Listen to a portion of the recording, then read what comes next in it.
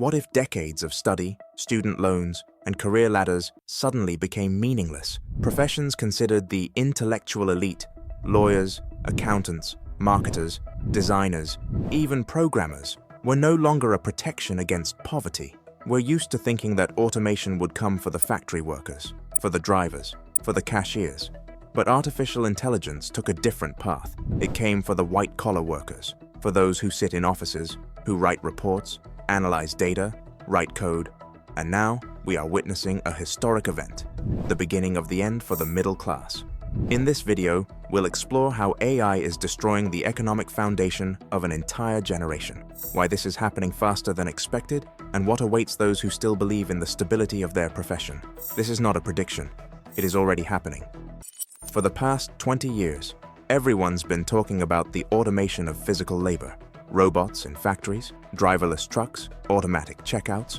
But when generative models emerged, GPT, Claude, Gemini, Midjourney, the picture changed dramatically, because these systems can do things previously considered exclusively human. And suddenly, it turned out that the most vulnerable professions are not those that require hands, but those that require brains. In 2023, Goldman Sachs published a report that shocked economists. Generative AI has the potential to automate up to 300 million full-time equivalent jobs worldwide. This isn't potentially someday. It's technically possible right now. About a quarter of all tasks in developed countries can be transferred to AI without significant modifications. And in this situation, office workers are most at risk. Lawyers, AI drafts contracts, analyzes precedents, and drafts lawsuits.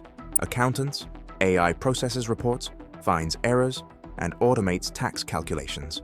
Designers, AI creates logos, layouts, and illustrations in seconds. This isn't a replacement, it's a displacement. It's important to understand, AI doesn't necessarily completely replace humans. It simply makes one specialist more efficient, so much so that a company no longer needs 10 people. 2 are enough, and the other 8, they're no longer needed. Economists have long noticed a strange trend. Automation isn't hitting all professions evenly. It's hitting the middle. This is called labor market polarization. At the top remain senior managers, experts, and business owners, those who manage AI rather than compete with it. At the bottom, service jobs remain, cleaners, nannies, couriers, because their work requires physical presence and flexibility that robots have a hard time replicating. And what's happening in between? There used to be a layer of millions of office specialists, analysts, paralegals, junior designers, mid-level accountants, junior programmers. And it's precisely this layer that is now evaporating. MIT's Darren Acemoglu and David Autor have studied the impact of automation on the labor market for decades. Their models show that technology is displacing routine and semi-routine cognitive tasks, the very ones that occupy the middle class. A university degree used to be a ticket to the middle class, a guarantee of stability. Now, it no longer guarantees anything, because the tasks for which people used to pay for their brains are now partially performed by models. Imagine a law firm.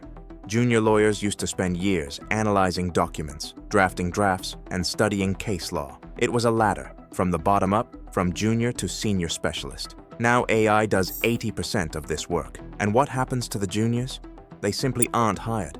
The firm only needs senior specialists who manage the AI and verify the results. The ladder is gone. All that remains is a chasm. Just 10 years ago, automation predictions seemed decades away. Experts said, yes, AI will be able to write texts someday, but not anytime soon. Then, in 2022, ChatGPT arrived. In 2 years, AI's penetration into office jobs has nearly doubled. Surveys show that among workers in tech, professional services, and finance, AI use has become the norm. Not an experiment, not a toy, the norm. People are seeing their skills become obsolete faster than they can complete their training. Did you study for 5 years to become a programmer? Great, but in those 5 years, AI has learned to code better than you. Did you spend 10 years pursuing a career in design? But Midjourney creates in seconds what used to take you days.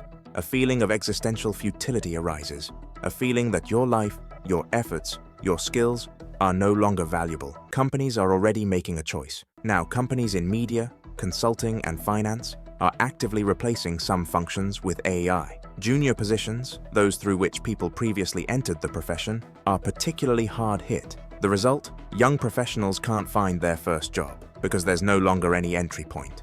The career ladder is broken at the very first rung. AI strengthens the position of those already at the top because AI makes them even more productive. One top programmer with access to AI can replace a team of 10 people. One top lawyer with AI can handle the amount of work that used to require an entire firm. And what happens to the rest? Their skills are devalued. Their salaries are falling. Their jobs are disappearing. We are seeing the formation of a new tech elite. These are those who own the AI infrastructure, develop models, manage automation. These people are becoming a new aristocracy. At the same time, the middle class is increasingly competing with algorithms for the same tasks. And algorithms are winning because they don't demand a salary, don't take vacations, don't get sick, don't complain, they just get the job done. And it's easier for companies to replace some functions with AI than to go through lengthy hiring, training, and monitoring processes. I present to you 3 scenarios of a possible future, from optimistic to dire. Scenario 1. Adaptation through hybrid professions. Professions at the intersection of humans and AI are emerging. AI curators are specialists who manage AI systems and verify their results. Model interaction specialists are those who know how to correctly formulate queries and configure algorithms. Automation architects are those who design processes where humans and AI work together. But this requires the appropriate education, and the education system is not keeping up. Schools and universities are still preparing people for professions that no longer exist. Scenario 2. The new economy. Society realizes that the old model no longer works, and it begins to build a new economy where the main currency is no longer the number of hours worked, but creativity, culture, and unique human experience. In this scenario, the following emerge: universal basic income, so that people can live with dignity even if their work is automated, retraining and adaptation, mass programs helping people find new roles, rethinking the meaning of work. Work ceases to be the only source of identity. But for this to happen, society needs to adapt education, institutions, and social protection. And this takes a lot of time. Scenario 3. Increasing inequality. This is the darkest scenario, but also the most likely given current trends. The tech elite, who own capital and AI, are becoming increasingly rich and powerful. The middle class continues to shrink. 2 layers remain. The top, those who control AI. The bottom, those whose work is constantly fragmented, automated, and devalued. The middle class was built on the idea that education and intellectual labor were a hedge against poverty. But AI is destroying this idea because it takes away the very thing that made intellectual labor valuable: the ability to analyze, create, and solve problems.